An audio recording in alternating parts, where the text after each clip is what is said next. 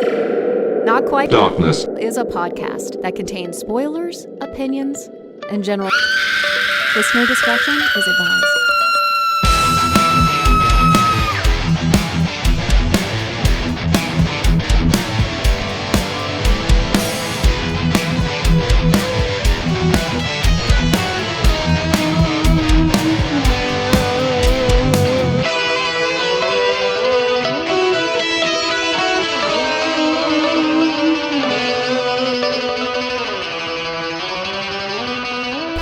Ladies and gentlemen, boys and ghouls, children of all ages, welcome back to another episode of Not Quite Darkness. My name is Keith Brooks, and for this groovy episode, as always, I'm joined by Chad Dowdy. Chad, how you doing today, sir?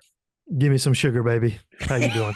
So good. So good. I asked Chad if he cut his hand off for this one, and he told me that's the second one, and then he questioned whether I even watched the movie or not, and I didn't. So, no, I did.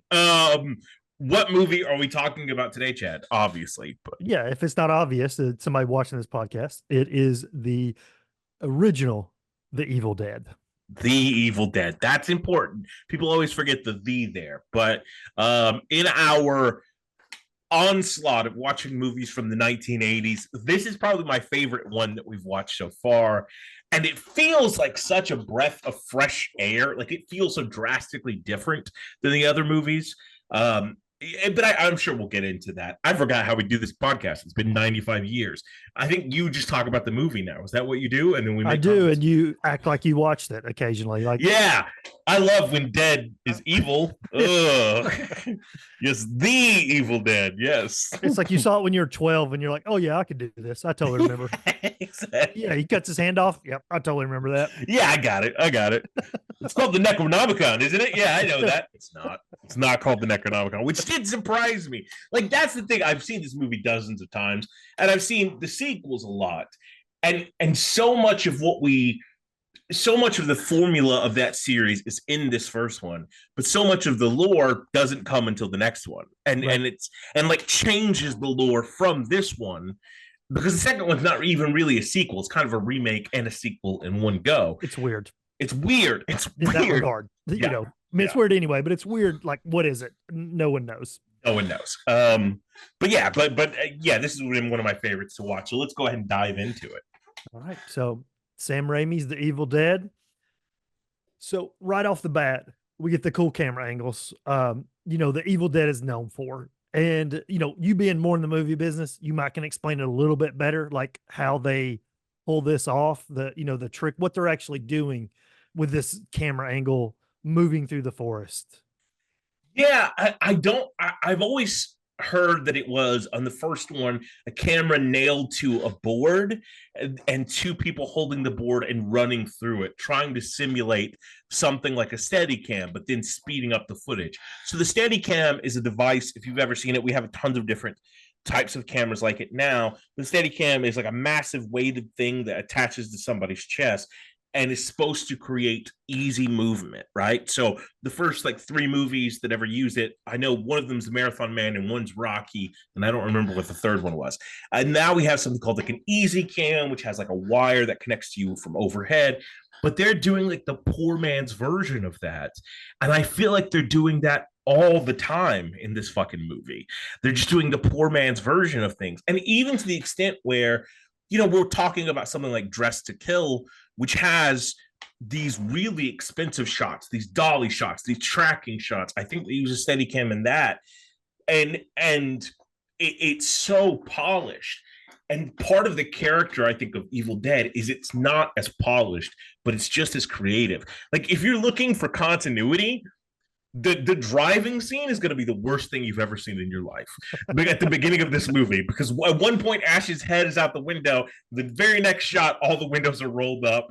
Then one shot, he's yelling at somebody on the side of the road, and it's a one-lane road. And then it cuts to him in the car again, and it's a two-lane road with the lane clearly marked.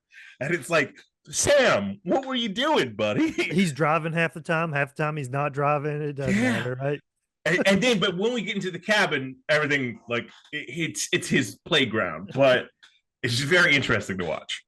To your point, so right after the, that awesome camera shot, we're in the car and we meet our cast of characters. It's our hero Ash, um, and his girlfriend Linda, and three other of his friends. Apparently, one of them's his sister. Sister, yeah, yeah. Cheryl, I forgot about that. Yeah, I me think it's too. Cheryl. And because again, spoiler alert, when Cheryl dies, he doesn't really like take it too much to heart with it Yeah. being like his sister. But I guess they're, I don't know. I don't know if they're college kids or not. Well, yeah, they don't really say, but they kind of insinuate they're from Michigan because she has a Michigan State shirt on, and either she's just a fan, but also if they're from Michigan, Tennessee's a long fucking way to drive for a cabin. Like they have cabins in Michigan, they have cabins in the Great Lakes area. Probably a better one than where they end up. Absolutely. Like anyway. Yeah, so they're going to a cabin. At some point, the steering wheel like messes up and they almost run off the road. They almost hit another car. Then they have to cross a bridge that's the ricketiest bridge you've ever seen. It like literally is halfway falling apart as they're crossing this bridge. At this point, I've got to think like, again, this is before GPS and all that stuff. There's no way we're going to the right place, guys. We're not supposed to go across this bridge. Yeah, at all. And I feel like if we're going across this bridge, I doubt they have Wi-Fi. I don't want to go. You know what I mean? I don't think the toilets are going to be nice. I'm just going to stay at a hotel. So you just let me know, Keith, at what point, because I ask you sometimes, right? You're out. I'm out already. I'm out already. That's awesome. I don't want to go to a one-room cabin with my sister and my girlfriend. Like, if I'm going to a cabin with my girlfriend, we're going to do freaky Evil Dead sex stuff, and I don't want anybody to hear. Plus, so now they actually get to the cabin, and it is the most rundown cabin you've ever seen. Again, I'm like, this is not the right place, guys. Like, no way. What a great twist that is if they just literally went to the wrong cabin. And like all of this could have been avoided if they went to the actual place, which was 2 miles down the road. There's like a sixth friend who's going to meet them there. And she's just chilling in the hot tub in this super nice cabin. Super nice, got champagne on ice. Like, yeah, where is everybody? What in the world? Because this is not a place that people should stay at all. And I can't remember, like, is it one of their relatives? Like, I don't even remember like how this even happens. They say it in the car, but I don't remember. I think that's the guy's name. Why is he driving? Scotty, yeah. Scotty. I knew it was some casual white name. Why is Scotty driving Ash's car? Why doesn't Ash drive his own fucking car? How weird is that? But in addition to that, I think Scotty just met a guy who let him borrow a cabin. But if a dude told me, hey, I'm gonna let you borrow my cabin. Oh, cool. Is it around here? No, you have to go 13 states south. Like, and when you go across this bridge, it's going to act like it's going to fall. It's not going to fall. Trust me. You'll be okay. Just go across the bridge. It's going to fall. And the cabin, so the cabin looks terrible from the outside. Yeah. They go in. It looks like something out of Texas Chainsaw Massacre almost. I have no idea the geography of the cabin because every 5 seconds they add another room to this cabin. And I'm like, where the fuck was this? Because from the outside, this looked like a kiosk. It is one room, period. Yeah. That's it. There's like 5 bathrooms in this. It's unbelievable. So they get there, and one of the girls, I guess, like is sort of maybe getting possessed already because she draws. In my notes, I put the Necronomicon, even though, like you said, they never say it's the Necronomicon. No, they call it something else. Let me see what the name of it is in the first movie because there's a name for it, but it's not that. Like it's not the Book of the Dead, though. It's got some other name to it. Okay. But go ahead, keep going. Yeah, so then the cellar door starts banging. So when you're looking at the cabin, like you said, it looks like it's one room. But this place has a full-on massive ass cellar under as well. I mean, it's almost like a panic room down there. But so it's making noise, and one of the girls says something like, maybe it's an animal down there. And Scotty says that's the stupidest thing he's ever heard. Like, and like you're in the middle of the fucking woods, bro. Yeah. And like what's the alternative, Scotty? Like, it's an animal, it's maybe the wind, or a serial killer. Like, I feel like those are maybe the only three options. yeah, So if those are one of the three plausible options, it can't be the stupidest thing you've ever heard. It's ridiculous. absolutely. So basically, Scotty's like, I'll go check it out, because I mean, it's clearly not an animal. Then what is it? He's going to go check it out, and he's down there, and they're waiting on him to come back up. They're yelling for him. You know, he's not coming up. He's down there for conservatively 15 minutes. I feel like he's just this guy's going to. It's also he's down there because that basement is the size of fucking Bucky's all of a sudden. Like this shit's huge. That's what I mean. There's just stuff everywhere. There's like extra rooms and shit down there. It's very like confusing. The TARDIS. It's the TARDIS. That's a crossover I didn't know I needed, but yes. For sure. So eventually Ash, goes down to try to find him, to check on him. Classic trope, Scotty scares Ash. Yeah. I also feel 2 seconds. Let's go back for 2 seconds. Yep. They're on vacation. And the first thing, I guess it's the sister does, is like, oh, I can't wait to relax. I'm going to sit a chair in the middle of a fucking room. Not even a comfortable chair, a wooden chair in the middle of the room, like I'm a David Lynch painting, and sketch furiously the minute I get here. I just want to point out how weird that is, but okay. It is super weird. But, if you thought the top of the cabin, the main floor, was like Texas Chainsaw Massacre, I have no idea what this cellar is. Like, is House of a Thousand Corpses? I don't know what. It's crazy. Yeah.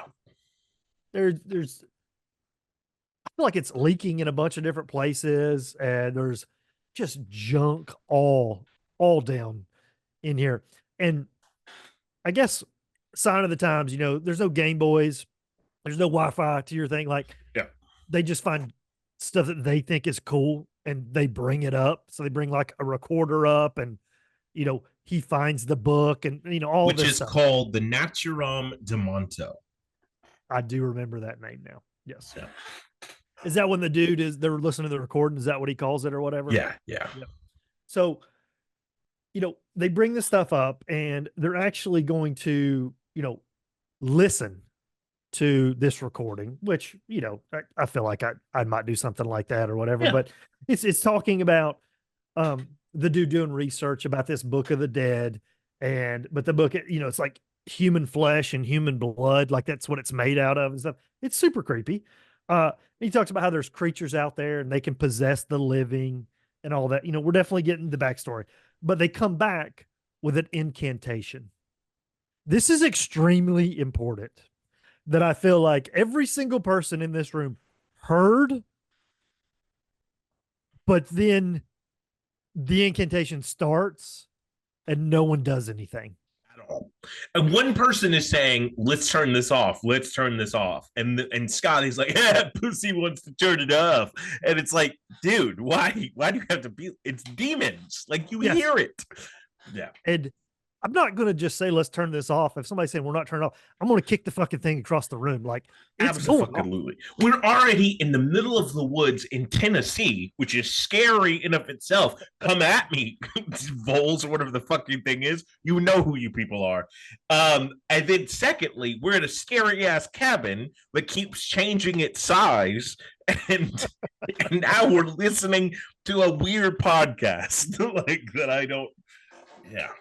And I do think that I tell you what I do like about this, about Scotty specifically, because I do feel like that Scotty, to a degree, is like the jokester of the group. And we have jokesters in some of these movies, but they get on my nerves hardcore. They are super annoying.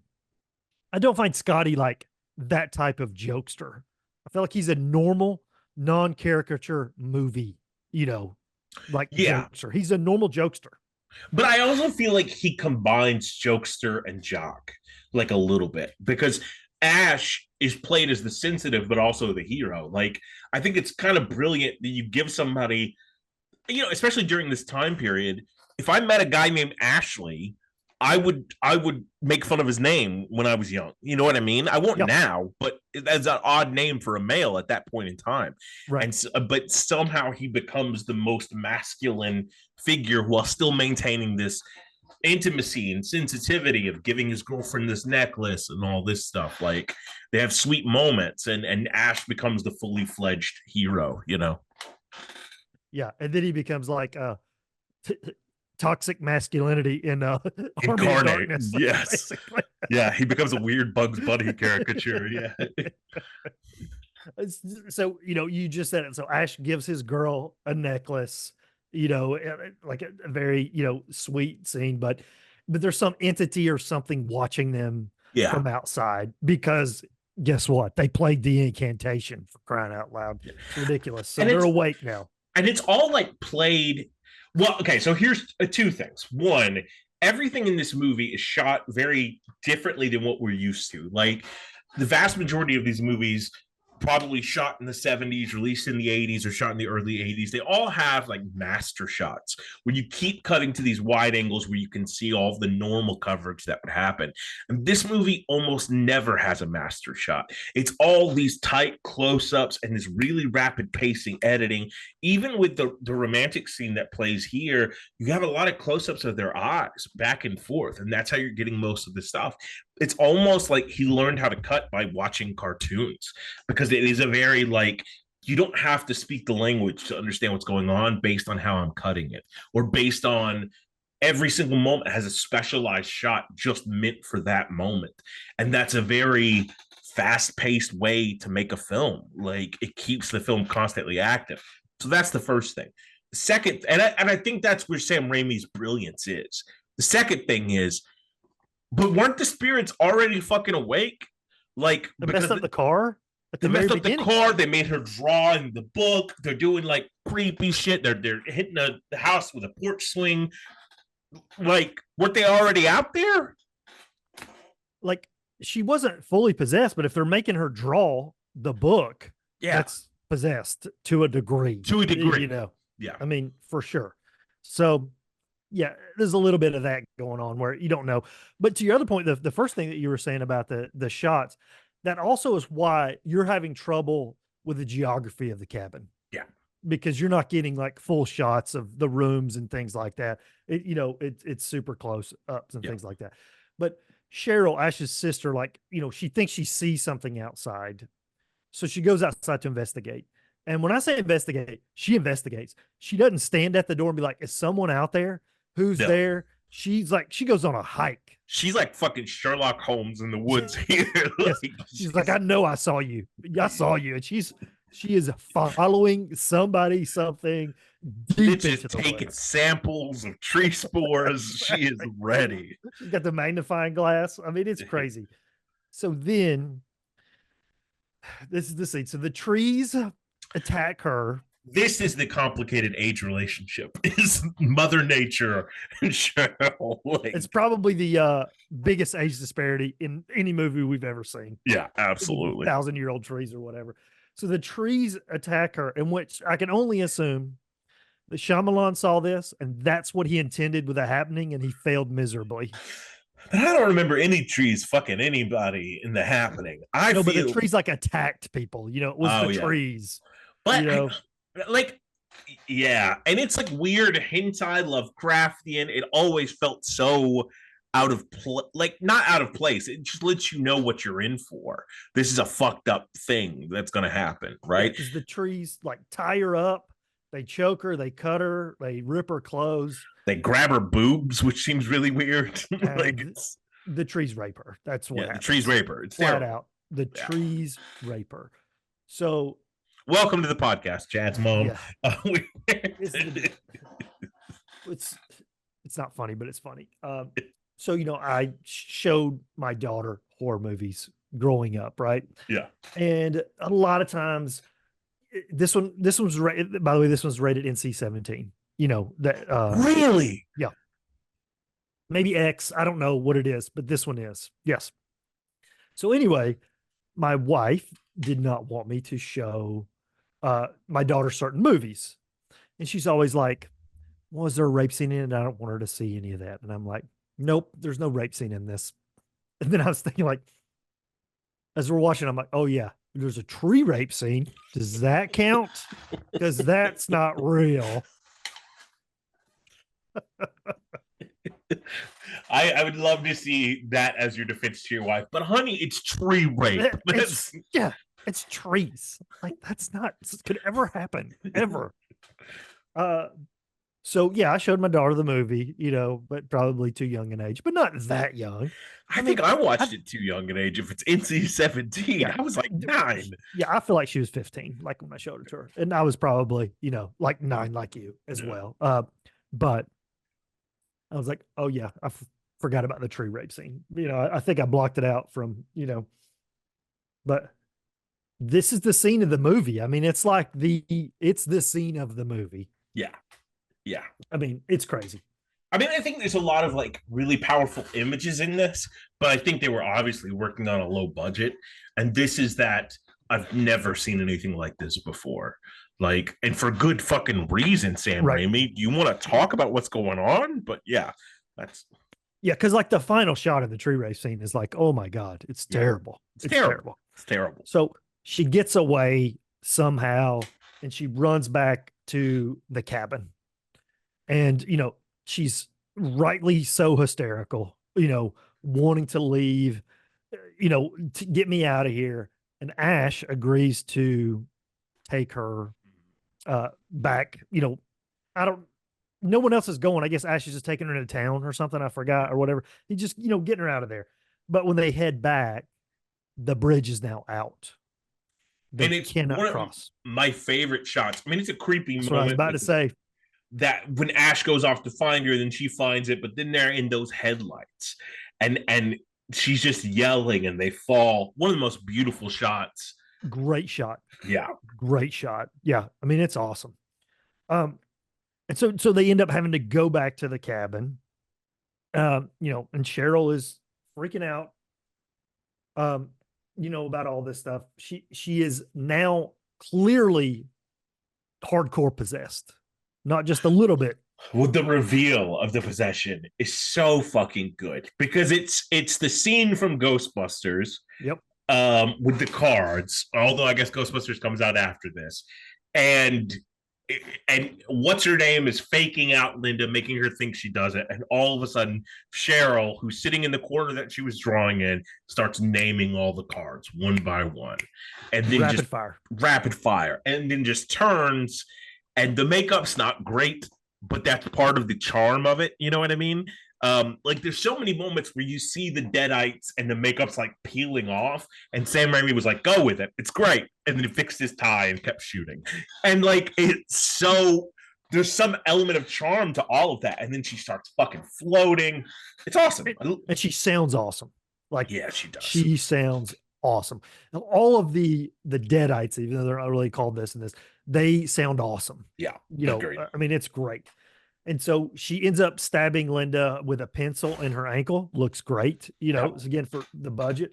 'Cause that to me, that's always terrible. Like the ankle, Achilles stuff, like, oh, Yeah. it's rough. But they're able to knock her down into the cellar, close the cellar door, and chain it shut. And they've heard already on the tape that the scientist thinks the only way to stop the deadites is by dismembering a person.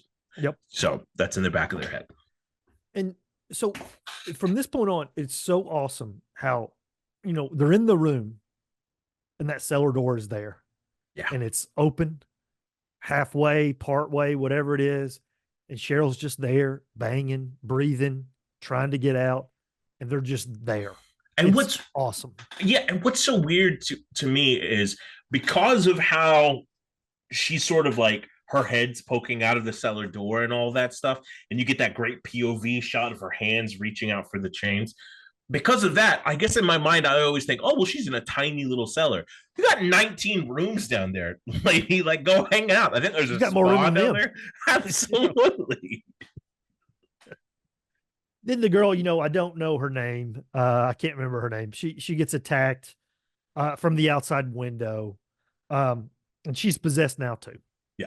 So now we have multiple women possessed. She attacks them. And I didn't mention this earlier, but Ash gets stuck under the furniture again. Yeah. Multiple times in this movie when there's an attack, furniture, bookshelves fall on top of Ash, and he is helpless to do anything every time. Yeah. Yeah. And it's, and I guess like he just hurt his back really bad with the bookshelf because he takes a pretty strong hit to that bookshelf, but there's nothing in the bookshelf anymore. Like, I don't know why he's not getting up, but whatever. Yeah, it's like a balsa wood bookshelf. I think you can Yeah. handle it, Ash. You Yeah. can get out from under there. But they do stop Linda, this other one, and they kill her because Well, not Linda. Chop her up. Linda goes to lay down, right? Because Linda's in the dress. I don't know these people's names in this movie other than Ash. Let me look up their names. Because Linda's the one that has, okay, so Cheryl, Linda. Cheryl's sleeping because isn't that Ash's girl? I think Linda is Ash's girl. No way. Hold on. Oh, maybe you're right. Let's see. Yeah, Linda is Ash's girl. Linda is Ash's girl. You're correct. So it's Cheryl, Linda, and Shelly. Shelly. I didn't know her name. That's what it is. I don't know her name. That's the one they killed. I couldn't remember her name. Yeah. So they killed not Ash's girlfriend and not Ash's sister. They killed the third girl. They kill Scott. I don't know why I keep want to fucking call him Mike. They kill Scott's girlfriend, and like Ash has, what does he have? Like an axe or something like that.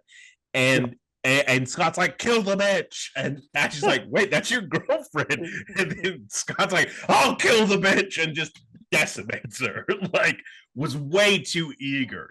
Ash is like, well, maybe we can find it, and he's already hacked her up. Like, yeah, exactly. And Scotty hacks her up. It's not just like, it's like, one swing of the axe. He dismembers her because that's what you have to do. Yeah. I mean, he just chops her up into pieces. Yeah. So now Scotty's like, I'm getting out of here. Like, I've murdered someone. I'm hiking out of here. I don't care about this bridge. I'll figure a way out or something like this. I think he does come back later, but he has a different haircut. That's pretty cool. But Ash stays to look after Linda. That's his girlfriend's name, right? Mm-hmm. But big surprise, Linda's possessed now too. Yeah. And again, they sound so awesome when they're possessed. I love it. She annoys me because she sounds like a demonic Harley Quinn at times with that like, hi guys. Oh yeah. Like sort of stuff. I think by this time Scotty's come back and he's injured, right? Yeah, he probably got raped off camera. And we did not see that. That's the implication because the trees attacked him as well. Yeah, and so he comes back and he sits down on a couch, and Ash almost drowns him with something to drink because he's not responding. And then Linda pops up and she's possessed, and then she's not possessed. That's one of my favorite scenes too, is when she turns back to her normal self and Ash is falling for it. And then his sister says something in a normal voice downstairs as well. And the camera just pans slowly. Like, that's one of the creepiest fucking scenes in the movie. Oh yeah. I mean, it's awesome. I like how, she goes from just laughing. Linda's just laughing and Ash just punches her. Yeah. She's still just laughing. Just beating the shit out of her. Until, she changes back into normal Linda, if you will. And then so does Cheryl. And again, that's Cheryl's his sister down there too. It's not just like a random girl. And they both want help. But it's just all like they're tricking him, like you said. They're not really. And then they say, we're going to get you. And it's so funny because Ash just takes Linda and just drags her outside and leaves her. He's just like, I got to get her out here. And that's all he does. He just drags her out. But she gets back in somehow. I don't know. Ends up attacking Ash again. I'm surprised, he didn't get stuck under the furniture again. I'm surprised this little cabin has so much furniture to begin with. It's like kindling at this point. I mean, the way it is. But so he maybe like almost kills her, in this fight. Um, and when they bleed, they bleed almost like the androids in Alien, because like I mean, there's blood, but there's also like white Pus, milky sort of, stuff she's coming out. spitting it out. Yeah, Yeah. I mean it's gross. But to be extra sure, Ash goes and he ties her down and gets a chainsaw because he's gonna cut her up because you have to dismember Yeah. him. So he remembers that part, but he doesn't remember the part about don't listen to the incantation. But he remembers you got to dismember him. So he's got her tied up, but he can't do it. This is the woman he loves. Yeah. So he cannot do it. So instead, he just decides to bury her. Well, he takes the necklace from her. Yep. And then he, drags her back out to the woods where they've buried Shelley, and he's going to bury her beside her. Yep. Yeah. And after he quote buries her, he like the necklace has fallen and it's on the ground. So when he goes to pick the necklace up, her hand comes up through the ground, grabs Ash. Great fight scene. Great fight right scene. here. Yeah. I mean, Ash just starts beating her with the shovel. I Yeah. mean, he is just smacking her with that shovel. Is It's it awesome. her or Shelley that breaks through the dirt? I don't know. I don't know who Shelley is. Like somebody breaks through the dirt. The only person I know in this movie is Bruce Campbell, and somehow his chin is bigger in this movie than any of the other movies. So that's. I just feel like it's not Shelley because they cut Shelley up. Like they actually did what they were supposed to do. Oh yeah, you're right. Yeah. Shelley. Okay. Yeah. Okay. So I mean, it has to be Linda. But now he cuts off Linda's head. And he goes back to the cabin. But the cellar door has been busted open. So now Cheryl is out. So then they like have a fight. Oh no, wait, no. So blood starts pouring from like the everything because he's in the basement. Place. Yeah, he's in the basement because he went down there and blood is just pouring out from like the outlets, from the ceiling, from the walls, everywhere.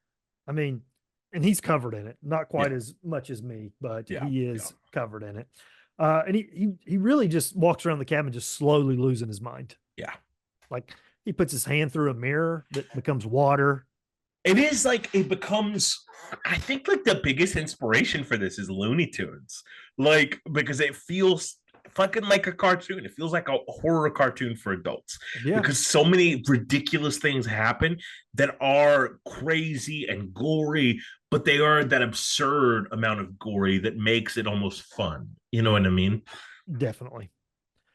And so then, while he's walking around, I didn't know if you forgot about Scotty, but he's back and he's possessed now. Mm-hmm. And so they have to fight. At the same time, Cheryl's attacking him. So now he's fighting off both of them. Yeah. Cheryl and Scotty. Well, here's my question. What makes a person become possessed in this movie? I mean, the only one that made sense was when, two of them make sense. When the girl that I don't remember her name, the window gets busted from outside. It's almost like the entity jumps into her body. Yeah. Like that makes sense to a degree. And then the tree rape, you could say they entered her body in that one as well. Okay. Because I guess I always interpreted Linda's as when she gets stabbed because that thing is inflicting pain into her. That but then I would also figure Ash gets like his whole leg fucking shredded by Linda. And like, so it's not zombie vampire rules, I guess. I have no idea. Is it maybe you die? Ooh. Because if she got infected, if Linda got infected by the stab, it might be too fast, but maybe she died by that and then became. But then so it would have to be die, or they can just jump into you because Cheryl wouldn't have, or Shelley wouldn't have died from that window blast. Right. Go ahead. I don't know. Again, we don't know the rules necessarily, but I can't remember. But he basically he's fighting, but he's like on the ground, and there's a fire going on, and there's the Necronomicon, not the Necronomicon, and he's trying to get it, and he uses the necklace to actually get the Necronomicon.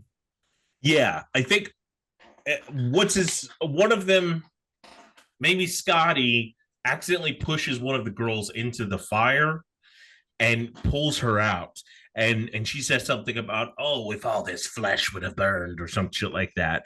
And then they go to throw the book in, and then Scotty's trying to grab him, and Shelly is trying to grab him, or somebody else, some other white person name is trying to grab him. There's a lot of fucking people. Yep. So he's getting the necklace to get the book to throw it in. And when he finally does throw the book into the fire, everybody freezes like they glitched.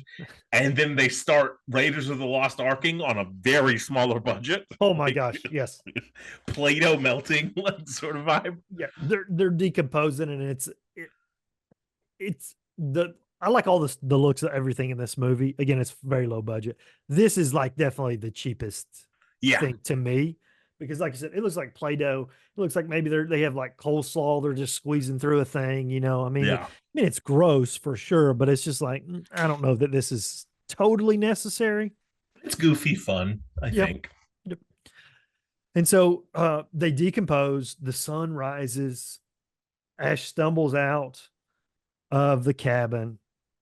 But here comes that damn camera angle again.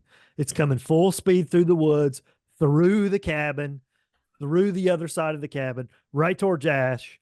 Ash turns and sees it and screams. Very high-pitched scream. But also, in this run through the cabin, it's only one fucking room. So I don't know where all these other rooms in this fucking cabin were. Like, yeah, that's it. That's the end of The Evil Dead. I do like the fact that he uses this weird term, fake shimp, that's sort of like falling out of favor now. But it's a stunt term for somebody dressed up as somebody else.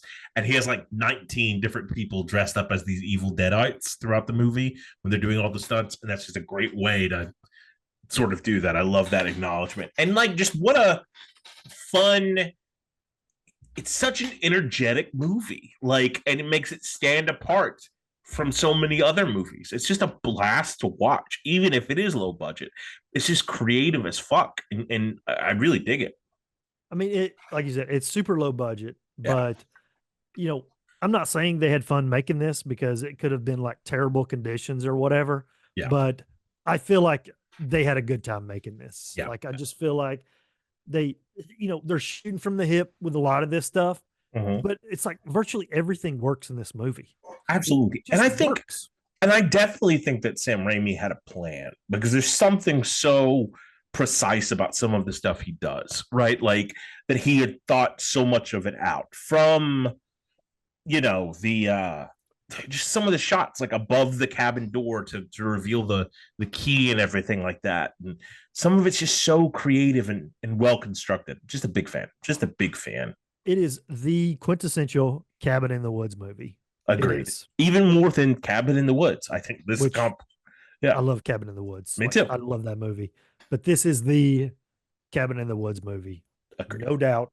And I know that there are some people, maybe not some, like a lot of people, that prefer Evil Dead 2 over this one. I prefer this one. This one is the one that I like. Evil Dead 2 is a little more goofy. Yeah. But I don't know. There's just something about this. I just feel like this is lightning in a bottle to a degree with what they were doing. I think as a child, I always liked 2 more, but watching this one, this go around, I just fucking loved it. Like, I just had this became my favorite in the series. That poster is so iconic. What an amazing image that has nothing to do with the film. It's just so good. But the same thing with the sequel. The fucking poster number 2 has nothing to do with this movie. Yeah, Dead by Dawn, the skeleton or whatever. Yeah. So yeah. So what did you rate it on Letterboxd? So it'd be 4 out of 5 on Letterboxd. Ooh, so not a fan of perfect films, because I gave it a 5 stars. I love it. I love this movie. It's really, really good. Out of like horror franchises, it's not like top tier franchises to me. No, me either. And again, it is low budget. You know, you could make an amazing 5 out of 5 movie with no budget. But again, there's no budget, and it shows to a degree in certain things, you know. But again, it's through nothing they did was their fault. It was I feel like what they did again was about best case scenario Yeah. with what they accomplished with again their experience making movies and their money involved. What they accomplished was literally best case scenario. Yeah, imaginable. Like to me, this is the best proof of concept film ever made. Like it is to me, it's stunning, but also the impact it's had on horror and just the foresight Sam Raimi had about how to cut this, how to shoot it. It feels like it feels like Crank or Mad Max Fury Road in a time when everything was slow paced, you know, especially Right. compared to all these other movies. It feels like it's made for today's audiences. And so that's why obviously it's a perfect film.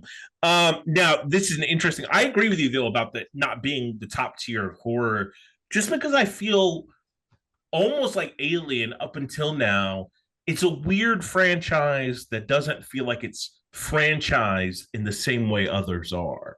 Like it almost feels like a saga or an event sort of thing. The first three are all one director's vision. You have a TV show, you have Fede Alvarez's version, and which is not even a sequel. I mean, not even a remake. It's kind of a sequel remake, a sequake or something. Right. And then you have Evil Dead Rise, which felt like a more of an artsy thing at times, you know. It just has a weird place. It has a different feel than something like Freddy or something like Jason. And maybe that's because instead of focusing on one main villain, we're focusing on one hero throughout most of them and his plights against this thing. I don't know. It's interesting. But that being said, I go was ahead. gonna say real fast, but it's not the same exactly, but Scream is Yeah. similar in that regard. We're focusing on, Nev Campbell. Yeah. And while the bad guy looks the same Mm-hmm. every time, it's not the same bad guy ever. Yeah. It's always we're focusing on Nev Well, Campbell. It is weird. Plus, this is what's funny is I showed my daughter a bunch of horror movies. Again, growing up, she loves horror movies, and so it was funny because when she's watching this movie, she's trying to figure out who the final girl's going to be. it's Ashley. Yeah, and though she was like, "Oh my gosh," like Yeah. she couldn't believe that Yeah. Ash was the final guy, and I was like, "Yeah, he's kind of like the final guy in horror movie lore." And I wonder too if it's like because now that I think about it, like the Evil Dead movies, at least the first three, because that's a continuum story. And I haven't seen Ash versus Evil Dead, but it almost feels like it takes more from pulp than it does from horror in some aspects. The first movie, definitely a slasher flick. Second movie is just about driving Ash crazy. And the third movie is about traveling through time with Right. Ash. And so, like, it's about one guy's adventures. Like, you could easily replace Ash with Doc Savage and probably tell the same story. You know what I mean? Yeah. I don't know. It's interesting. So, yeah. Um, that being said, there's a couple things we do every time. We talk about Funko Pops, and B, we talk about remaking this. So this has kind of been remade before, but if you had to remake The Evil Dead, what would you do, Chad? So again, it would kind of not quite be a remake. Maybe it is, but it's more of a prequel. And I Ooh. would set it kind of like back in the time of the last voyage of the Demeter. Oh, okay. And basically, Ash would be played by John Boyega, and his sister Cheryl, because it's going to be a brother and sister story in this one, will be played by Natalie Emmanuel. I don't know if you're familiar with her from the Fast and the Furious franchise, Game of Thrones. Let me look her up. She's in Army of Thieves. Ugh, I've already lost interest. That's what I figured you probably remember her. Oh yeah, she's in The Invitation. Yes, Invitation. She's great in that. Brother and sister, they're from the United Kingdom, and they get voyage on a ship to come to America. That's what they're trying to do. But in this, the way I would do it is the ship is basically a cult of the Necronomicon, and they're all bad, and they're actually taking them to be sacrificed. And they figure that out on the thing. And they fight, Deadites, whatever the case may be. And I'm telling you, you can make a franchise with a brother and sister team of Natalie Absolutely. Emmanuel and John Boyega. Like John Boyega could be Ash. Like, I mean, Yeah, absolutely. so that's what I'd do. I'd set it back that again, because again, Feedy kind of made a remake, even though it's not a remake, but Yeah. it's virtually the same story. Yeah. Yeah. You know, Yeah. So I think what I would do, that being said, I would do an anime in the vein of Castlevania. So I would do an animated show, the first season, probably 10 episodes, and it covers the first film, but we also see the archaeologist doing his digs in ancient Sumer and all that stuff, and what happens to him and his wife. We're cutting back and forth between that story. And the second season would be Evil Dead 2, but we'd also cut and see the original writing of the Necronomicon, and so we could do all the movies, each one is a season, but this anime style that allows us to go much more intense in some of the violence and some of the action, more deadites, all of that stuff, but also seeing some more of the aspects of how this came to be, what happened to the guy who got the book, where his body is, all that sort of stuff. And so filling out some of the lore and everything like that. And that being said, you could have Bruce Campbell return as Ash. You know what I mean? Doesn't matter how old he is. So yeah, okay. So that's our remakes. What would you do for a Funko Pop? Because there's already Evil Dead Funko Pops, but what would you do specifically? it would be the cellar door halfway open with just half of the head coming out of it. That's the shot. Again, the tree rape scene is the scene, but the I shot. don't want a toy of that though. Yeah, I would use it. I would do one of those moment Funko Pops where it comes with a floor and everything. Yep. You have the cellar door with her head, and then you have Ash reading the Necronomicon that's a lot fucking smaller than it's going to be in other fucking. This is like a Scholastic book fair version of the Necronomicon. But yeah, that's what I would do. I love it. Love it. So then, okay, that covers Evil Dead stuff. What are we watching next time? Back to my favorite genre, Keith. We'll be watching The Howling. Yeah. God, you love werewolf movies so much. I do not. This is a great one, though. Fucking Joe. Is Joe Dante directs The Howling? It's not that great. Spoiler alert, but whatever. It's amazing. I think this movie that we just watched definitely deserves to be on this list. 100%.